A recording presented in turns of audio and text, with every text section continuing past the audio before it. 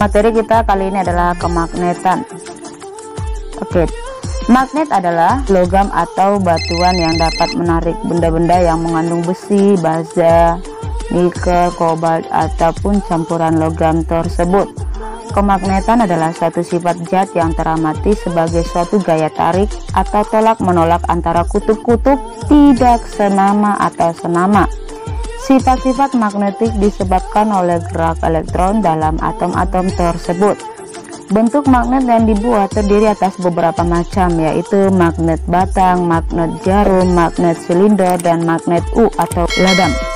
Berdasarkan sifat bahan terhadap daya tarik magnet, bahan magnetik dibedakan atas satu, bahan ferromagnetis, yaitu bahan yang tertarik sangat kuat oleh magnet. Yang kedua, bahan paramagnetis, bahan yang tertarik magnet dengan gaya yang lemah. Yang ketiga itu adalah bahan diamagnetis, bahan yang tidak tertarik magnet. Berdasarkan jenis bahan yang digunakannya, magnet dibedakan menjadi 4 tipe, yaitu yang pertama itu adalah magnet permanen campuran, dibagi menjadi 3. Yang pertama itu adalah magnet alkomak, ini campuran besi dan aluminium. Yang kedua, magnet alnico, itu adalah campuran besi dan nikel. Yang ketiga adalah magnet trikonal, adalah campuran besi dan kobalt. Nah, yang ketiga ini keras dan memiliki gaya tarik yang sangat kuat.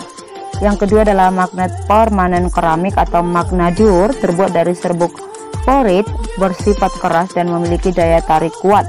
Yang ketiga adalah magnet besi lunak atau styloid, terbuat dari 96% besi dan 4% silikon. Sifat kemagnetannya tidak keras dan sementara. Yang keempat adalah magnet pelindung atau mumetal, terdiri dari 74% nikel, 20% besi, 5% tembaga, dan 1% mangan. Magnet ini tidak keras dan sifatnya sementara. Cara membuat magnet itu adalah ada beberapa cara membuat magnet, yang diantaranya digosok, induksi, dan dialiri arus listrik. Cara menghilangkan sifat kemagnetan itu adalah dipukul-pukul, dipanaskan atau dibakar, dan dialiri arus bolak-balik. Oke, yang digosok itu adalah gosokkan magnet permanen berulang-ulang dan satu arah, satu arah. Kutub magnet yang dihasilkan pada ujung terakhir gosokan dan selalu berlawanan dengan magnet penggosok. Oke, seperti ini ya. Oke, lanjut. Nah, yang kedua, induksi. Kutub magnet yang dihasilkan selalu berlawanan dengan magnet penginduksi, seperti ini.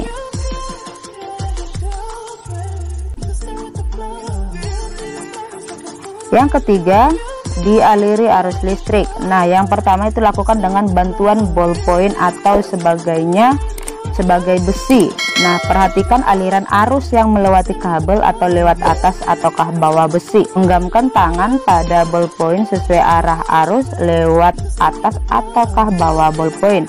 Arah ibu jari atau keluaran menunjukkan magnet kutub utara.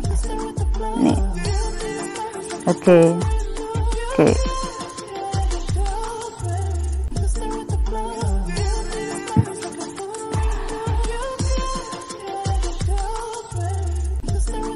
Yang selanjutnya adalah sifat-sifat magnet. Ini kutub utara selatan. Kutub utara selatan ketemu dengan selatan utara. Oke, utara dengan utara ketemu, maka akan tolak menolak ya. Terus yang selanjutnya ini utara dengan selatan. Iya, dia ya, selatan dengan utara. magnetnya tidak sejenis tetapi akan tertarik menarik. Jadi magnetnya ini bergabung ya, karena dia tarik menarik. Selatan utara akan ketemu dengan utara, akan tolak menolak karena sejenis ya. Nah, sedangkan yang ini utara akan ketemu dengan yang selatan, yang ini ya, dia akan nempel, tarik menarik ya, karena dia tidak sejenis ya. Oke, yang selanjutnya medan magnet. Medan magnet adalah ruang atau daerah di sekitar magnet yang masih dipengaruhi oleh gaya magnet tersebut. Medan magnet digambarkan dengan garis-garis gaya dan dinyatakan dengan anak panah. Oke. Kutub utara itu keluar, sedangkan kalau kutub selatan itu masuk ya. Selatan atau yang negatif itu adalah masuk ya. Oke, lihat, perhatikan yang utara. Yang utara dia keluar. Oke, dia keluar. Terus kalau yang selatan dia masuk. Nah, dari utara dia keluar, terus dia ke selatan masuk. Ini juga yang utara keluar, tapi dia yang ke selatan masuk. Oke, apakah yang terjadi jika sebuah magnet dipotong? Oke, magnet dipotong.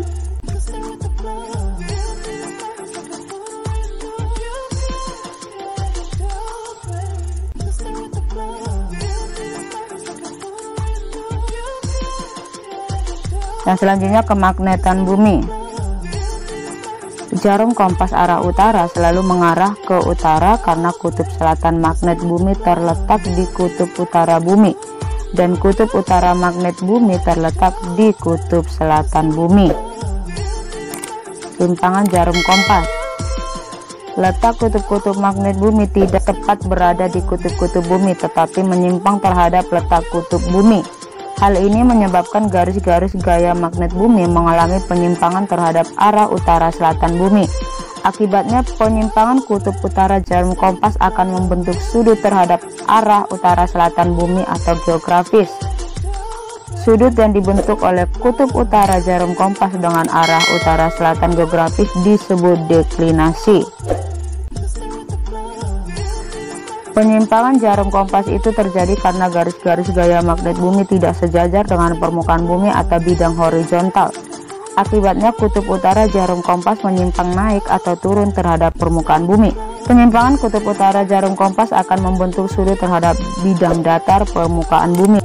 Sudut yang dibentuk oleh kutub utara jarum kompas dengan bidang datar disebut inklinasi. Yang selanjutnya adalah elektromagnetik ya. Nah, elektromagnetik ini adalah hubungan antara kemagnetan dengan kelistrikan. Medan magnet di sekitar kawat berarus listrik ditemukan secara tidak sengaja oleh Hans Christian Ørsted. Ketika akan memberikan kuliah bagi mahasiswa, Ørsted menemukan bahwa di sekitar kawat berarus listrik, magnet jarum kompas akan bergerak menyimpang ya. Penyimpangan magnet jarum kompas akan makin besar jika kuat arus listrik yang mengalir melalui kawat itu diperbesar. Arah penyimpangan jarum kompas bergantung arah arus listrik yang mengalir dalam kawat. Ørsted menyimpulkan bahwa di sekitar kawat penghantar yang berarah arus listrik timbul medan magnet. Cara memperkuat sifat kemagnetan pada elektromagnetik: 1. Memperbesar arus listrik, menambah jumlah lilitan, mengganti inti besi dengan baja. Keuntungan menggunakan elektromagnet adalah kekuatan magnet mudah diatur sesuai dengan yang dikehendaki. Sifat kemagnetannya mudah dihilangkan dan ditimbulkan. Yang ketiga, kutub-kutub magnet mudah ditukar. Oke, arah gaya magnet. Arah medan magnet pada kawat lurus berarus dapat ditentukan dengan menggunakan kaidah tangan kanan. Jika arus listrik searah ibu jari, maka keempat jari yang menggenggam merupakan arah medan magnet seperti ini ya. Oke, yang selanjutnya arah magnet pada kawat melingkar. Arah gaya magnet pada kawat melingkar seperti ini. Arah gaya magnet pada solenoida seperti ini. Jika solenoida dialiri arus listrik, maka akan menghasilkan medan magnet. Magnet yang dihasilkan solenoida berarus listrik bergantung pada besar kuat arus listrik dan banyaknya kumparan.